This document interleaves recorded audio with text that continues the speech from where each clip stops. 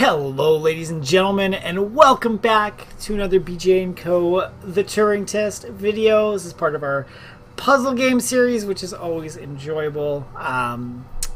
We are continuing on. We're getting right near the end here. We kind of made it into our last, or one of the restricted areas, and I think this is one of the very last ones, actually, based on the achievements that are in the game. So we are going to spend some time in this one. If you want to see how we got into here and some quick flexing reflexes in the last video, check it out. The playlist is in the card up above. But we're going to be spending some time in this room and going through all the wonderful notes that are in here. So it'll be fairly chill. You can see, yo man, I actually did it properly this time. No quick twitching, breaking the game. I actually thought outside the box. So yeah, we're going to explore through here, see what's going on, get some insight on things. If you guys have been enjoying this series, if you like the game, smash that like button. We'd love to see the support there. If you got any questions, comments, want to just chat, hang out in the comments down below with Yo Man, because we know he's going to be there like always. And if you really want to support the channel, hit that subscribe button. We're almost just over 50 subscribers shy of hitting that wonderful 1,000 mark. So any help you can get us, any help you can provide to get us there would be greatly appreciated. You'll get my big thanks. But let's start. Where do we want to start? Let's start to the right. We'll go around from the right and see what it says. What do we got? Well, because I've already done so in great detail in several of the articles he has never deigned to answer. For instance, in Fast Thinking, way back in the Intentional Stance, 1987, I explicitly quoted his entire three premise arguments and showed exactly why all three of them are false when given the interpretation they need for the argument to go through.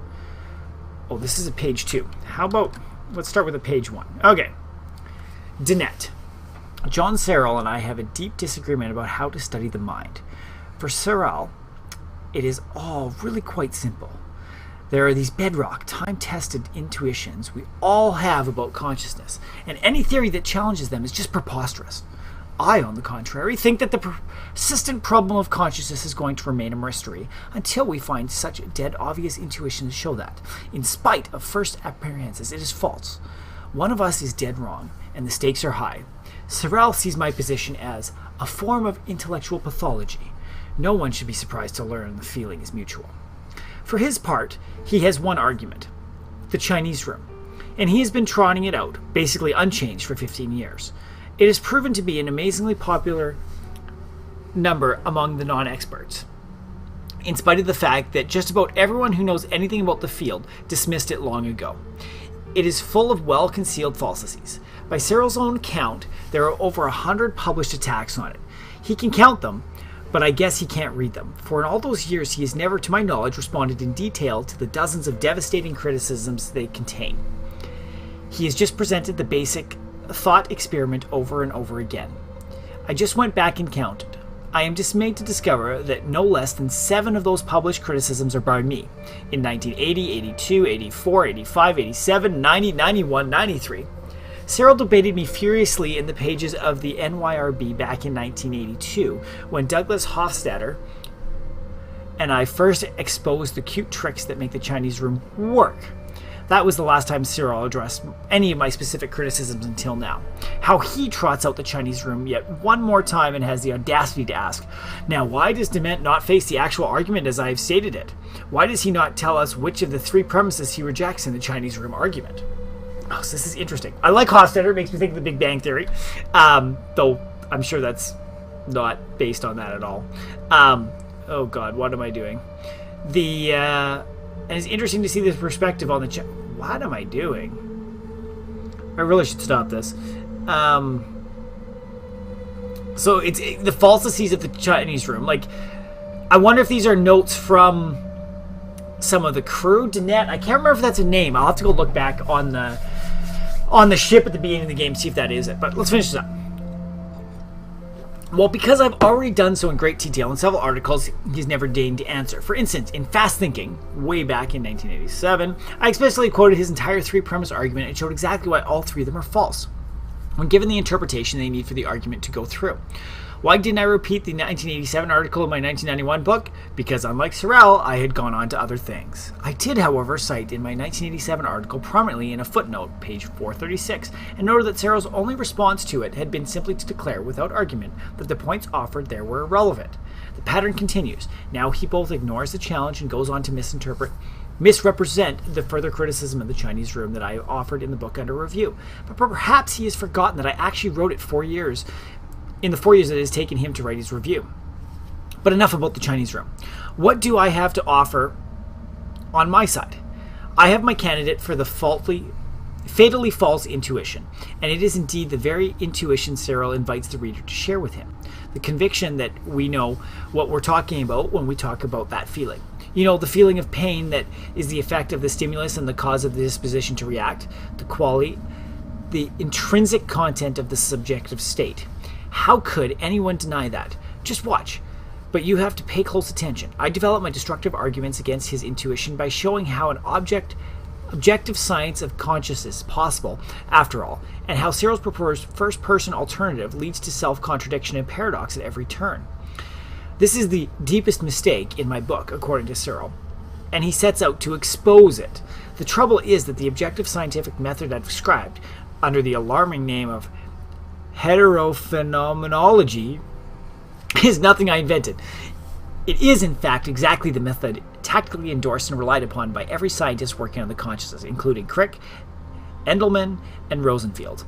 They have no truck with Searle's intrinsic content and ontological subjectivity. They know better. So, I mean, this seems like Dennett critiquing the Chinese room by Searle. So, these seem to be the notes from at least a single person that is working in the field of consciousness and what the Turing test is based on. So computer and can AI become human and take on these methodologies and stuff. So it'll be neat to see what the rest of this is. Like, I wonder if these are notes from the crew or if this is from history or how this is going. But let's look at this. Let's see. I think we all have conscious states. To remind everyone of the fact, I ask my readers to perform the small experiment of pinching the left forearm with the right hand to produce a small pain. The pain has a certain sort of qualitative feeling to it, and such qualitative feelings are typical of the various sort of conscious events that form the content of our waking, dreaming lives. Such events are the data in which theory of consciousness is supposed to explain. In my account of consciousness, I start with the data. Dennett denies the existence of data. To put it as clearly as I can, in his book, Consciousness Explained, Dennett denies the existence of consciousness. He says correctly that when I wrote my review, I took his book to be his definitive statement of his position on the Chinese room, and I did not consult his earlier works. In fact, I did not know that he had produced a total of 7 published attacks on this one short argument of mine until I saw his letter. He now claims to have refuted all 3 premises of the argument in 1987. But I have just reread the relevant chapter of his book and find he did nothing of the sort, nor did he make a serious effort to attack the premise. Rather, he misstates my position as being about consciousness rather than about semantics. He thinks that I'm only concerned to show that the man in the Chinese room does not consciously understand Chinese.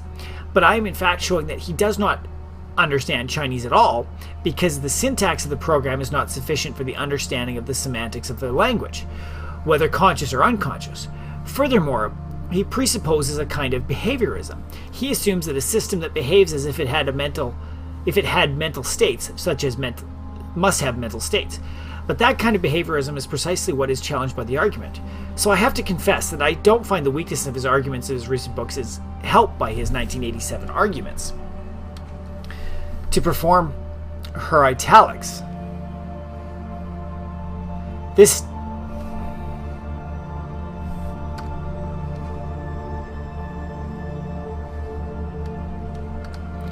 To perform her italics. This statement is quoted by Harty, 1949, who adds, "This does not... I feel like this is not the right page 2. There we go. Consciousness exists only insofar as it is experienced by the human or animal subject. Okay, now grant me that consciousness is a genuine biological phenomenon.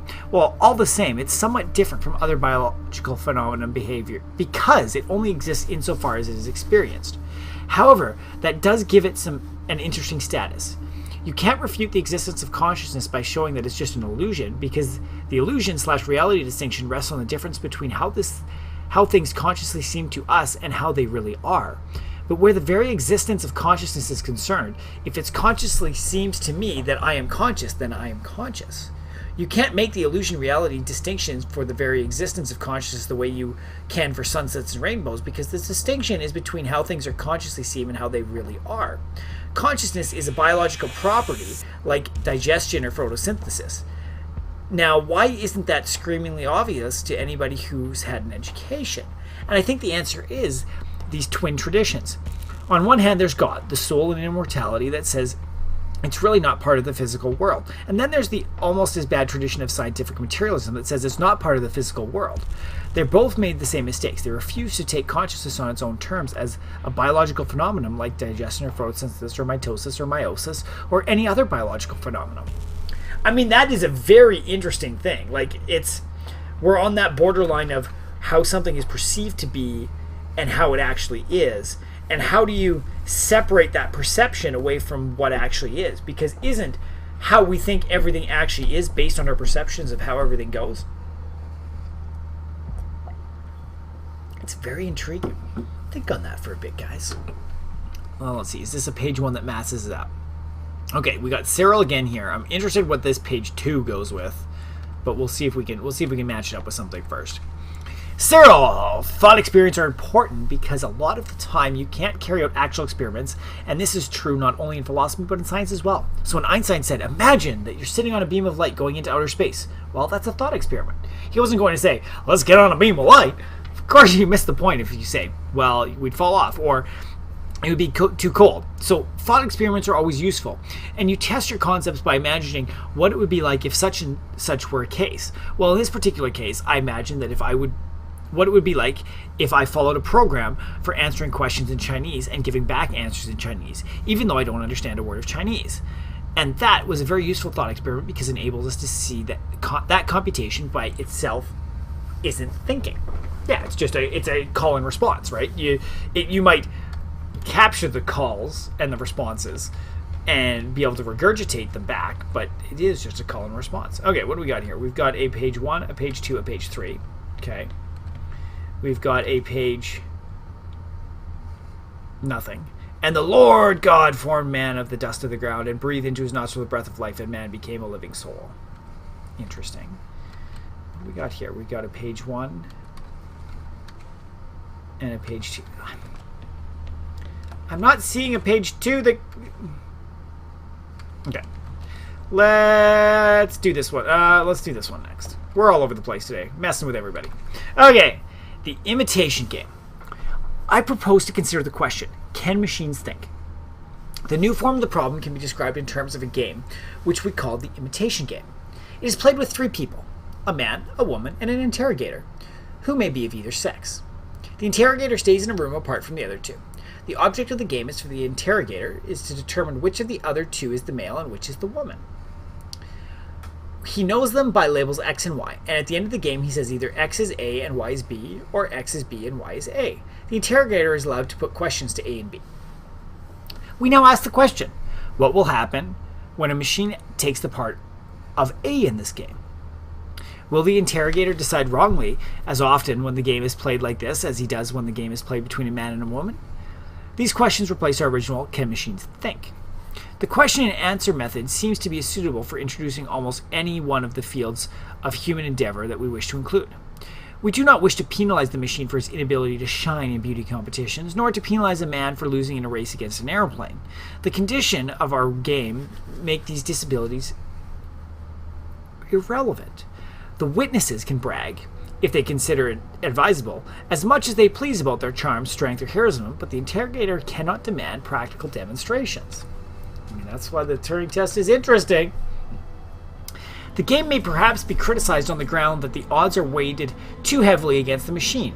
If the man were trying to pretend to be a machine, he would clearly make a very poor showing. He would be given away at once by slowness and inaccuracy in arithmetic.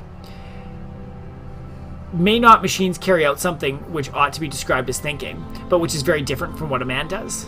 This objection is a very strong one, but at least we can say that if Nevertheless, a machine can be constructed to play the imitation game satisfactorily. We need not be troubled by this objection. It might be urged that when playing the imitation game, the best strategy for the machine may possibly be something other than imitation of the behavior of a man. This may be, but I think it is unlikely that there is any great effect of this kind. In any case, there is no intention to investigate here the theory of the game, and it will be assumed that the best strategy is to try to provide answers that would be naturally given by a man. Excerpts from Computing Machinery and Intelligence, Alan Turing. Hence the Turing Test. Yeah, I mean, that's it's very neat to see the thought process behind why this imitation game or the Turing Test was initially set up, and I especially like the insights of, what would make the most sense for the machine to do, right? The best strategy, that's interesting, but I like it. Lots of neat things here. Okay. 3-pager. What's in the 3-pager? I now proceed to consider opinions opposed to my own. The theological objection thinking is a function of man's immortal soul. God has given an immortal soul to every man and woman, but not to any other animal or to machines. Hence, no animal or machine can think. The heads in the sand objection.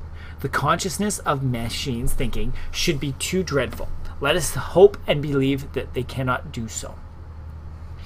Interesting. I mean, that makes sense. Humans are the worst thing to themselves, so they should be get rid of. I mean, that's every machine horror movie that's out there, right? Oh my god, they're gonna rise up and kill us! The mathematical objection. There are a number of results of mathematical logic which can be used to show that there are limitations to the power of discrete state machines. The best known of these results is known as Gödel's theorem, 1931, and shows that in any sufficiently powerful logic system, statements can be formulated which can neither be proved nor disproved within the system, unless possibly the system itself is inconsistent. I mean, so the machine would be on an endless spool of, this can't be, it's not, brain fries. The argument for consciousness. This argument is very well expressed in Professor Jefferson's Lister oration for 1949, for which I quote, "Not until a machine can write a sonnet or compose a concerto because of thoughts and emotions felt, and not by the chance fall of symbols, could we agree that machine equals brain that is. Not only write it, but know that it had written it. No mechanism can feel, and not merely artificially signal and easy contrivance. Pleasure at its success, grief when it has its valves fuse, be warned by flattery, be made miserable by its mistakes, be charmed by sex, be angry or depressed when it cannot get what it wants." Interesting. I mean, that's how much of thought is based around feelings. I like that one. Arguments for various disabilities. These arguments take the form, I grant you that you can make machines do all the things you've mentioned, but you'll never be able to make it one to do X. Numerous features X are suggested in this connection. I offer a selection. Be kind, resourceful, beautiful, friendly, have initiative, have sense of humor, tell right from wrong, make mistakes, fall in love, enjoy strawberries and ice cream, or strawberries and cream. Ew, strawberries and ice cream would be better. Make someone fall in love with it, learn from experience, use words properly, be subject of its own thought, have as much diversity of behavior as men do, something really new. I mean, that's a valid objection. Those are the things that are not as easy to have a computation behind. Lady Lovelace's objection. Our most detailed information of Babbage's analytical engine comes from the memoir Lady Lovelace, 1842. In it she states, "The analytical engine has no pretenses to originate anything. It can do whatever we know how to order it to perform." Her italics. This statement is quoted by Hartree, 1949, who adds, "This does not imply that it may be possible to construct electronic equipment which will think for itself, or in which, in biological terms, one would set up a conditional reflex, which would serve as a basis for learning. Whether it is possible in principle or not is a stimulating and exciting question, suggested by some of these recent developments. But it did not seem that the machines constructed or projected at the time had this property." And her italics matches up a little bit. What else do we have? Argument for continuity in the nervous system. The nervous system is certainly not a discrete state machine. A small error in the information about the size of a nervous impulse impinging on a neuron may make a large difference in the size of the outgoing impulse. It may be argued that, this being so, one cannot expect to be able to mimic the behavior of a nervous system with a discrete state system. Yeah, if everything in the nervous system changes. So what's this last page 2?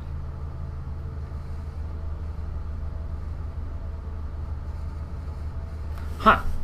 So I'm just going to do a zit. This is like part of page 3 and 2 of what we just read. Which you'll think for several, which about suggested this time at this property.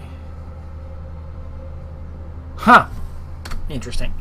Well, I mean, I love some of the history of the machine learning AI-related research, and to see how some of this goes all the way back to 1842, like, that's freaking amazing.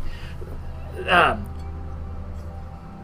am a 1990s babe, so I'm fairly young, but it's, I mean, the brickwork and the groundwork that leads up to even things that are going on right now about machine learning and can machines think and stuff is grounded in these things from hundreds of years ago.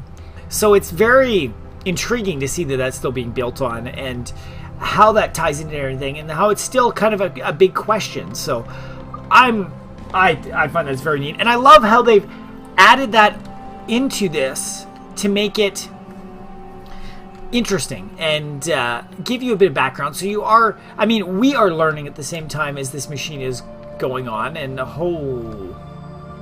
right, I forgot this was going to be a bit of a crazy one. Holy smokes.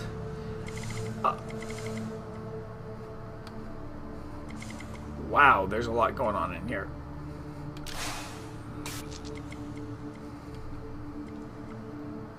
I'm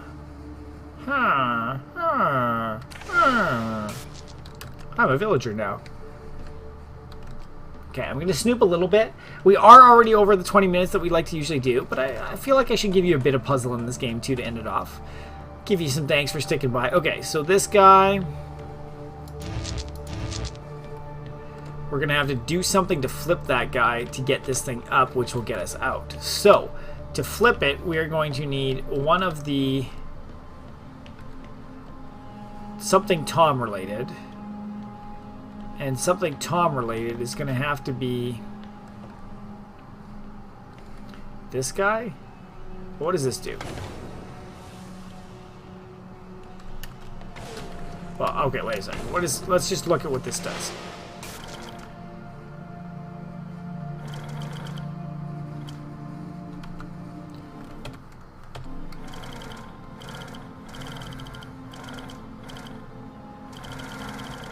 Okay, that guy could... Okay. Well, we're gonna go balls to the wall, guys. That guy's down.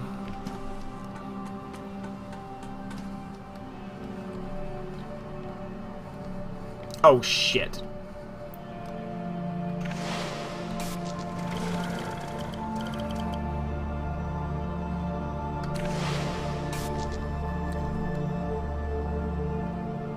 Crap on a cracker.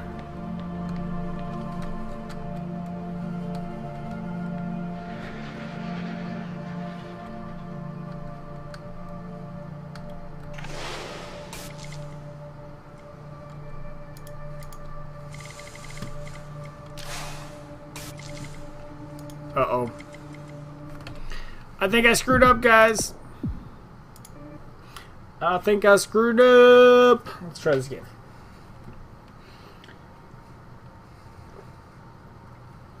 So I need Ava to be standing on that thing, then drop Tom over. I love how everything is Tom. Ava, Tom. I don't wish to be heavy-handed. The severity of your actions here are immense. Selfish action could create an extinction event. Do you understand? Ava? I get it. How...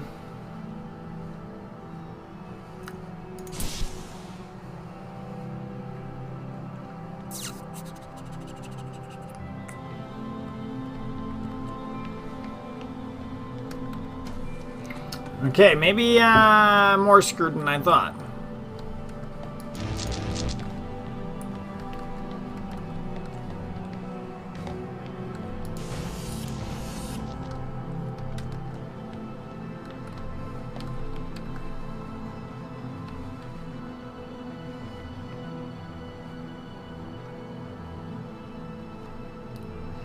Because from here...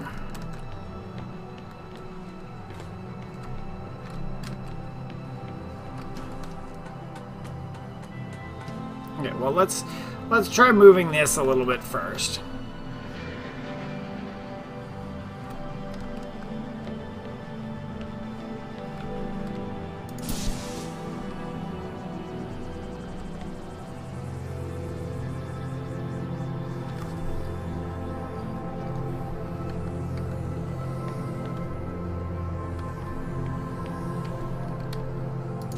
Oh, this is gonna be interesting. Okay, so I need one in there to start. I need one in Ava. I need to now go down to here. Jump into this guy. Go down to here.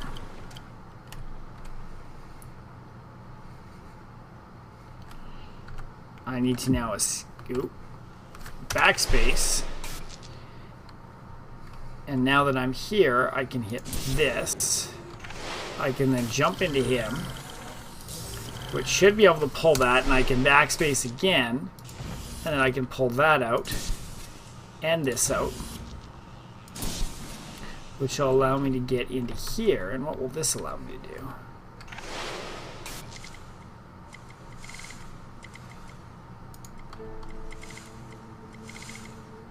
Okay, so...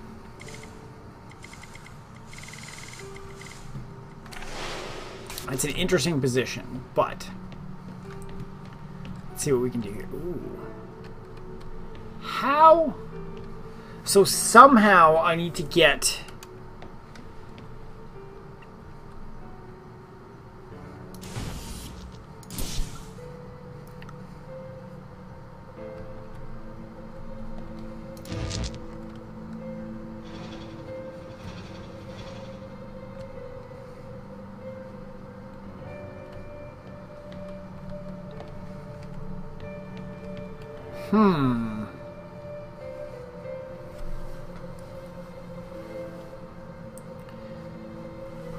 How am I gonna do this? I think now go back down.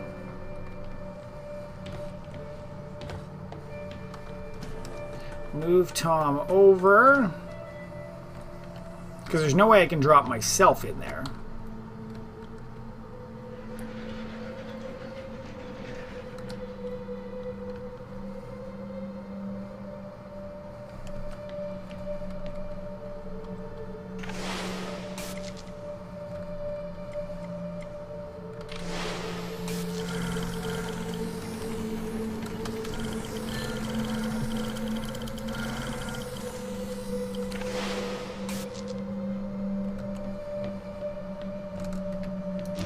Oh, I can grab that out. Okay. Come on. Okay. And when that's out...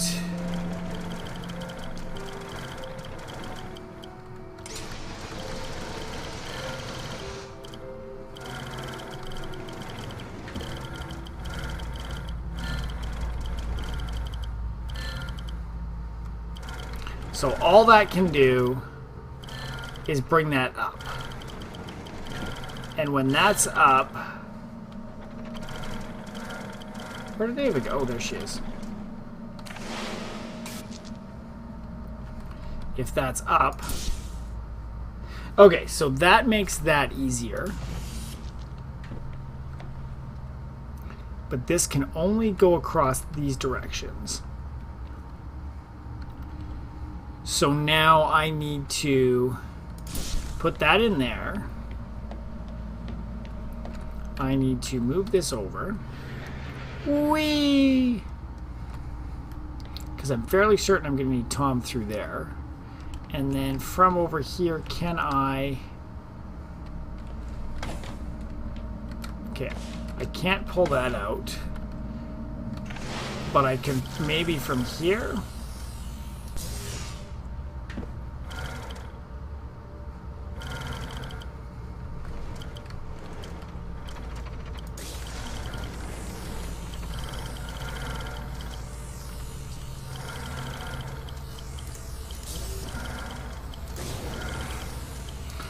Helps if I actually make it so my stuff's up.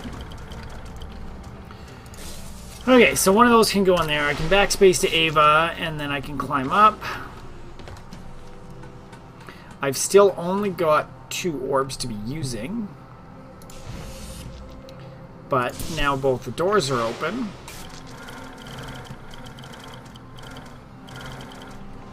So this guy is now here.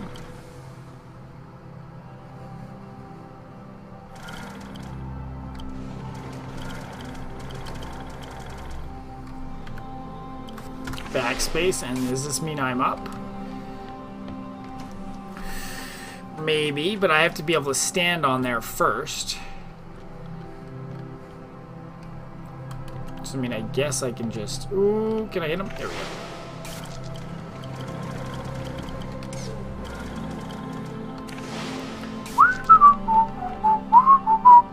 Oh, come on. There we go. Okay. And we'll flip this up. And... there we go. And this should allow me to walk through the door! Oh, that took a little bit longer than some of them, but... you must learn to control him. Don't bite the hand that feeds you, Ava. Ooh, that's tension, the tension. Are you sure, Tom? Are you really my friend? Or you just being a bag of dicks? No, that's... So another... Looks like we got another fun one going on here. Some more magnets, some more tombots. Something to shoot too. Ooh, I like to shoot and I cannot lie. You weather brothers can't deny. When a girl walks in with a big M6.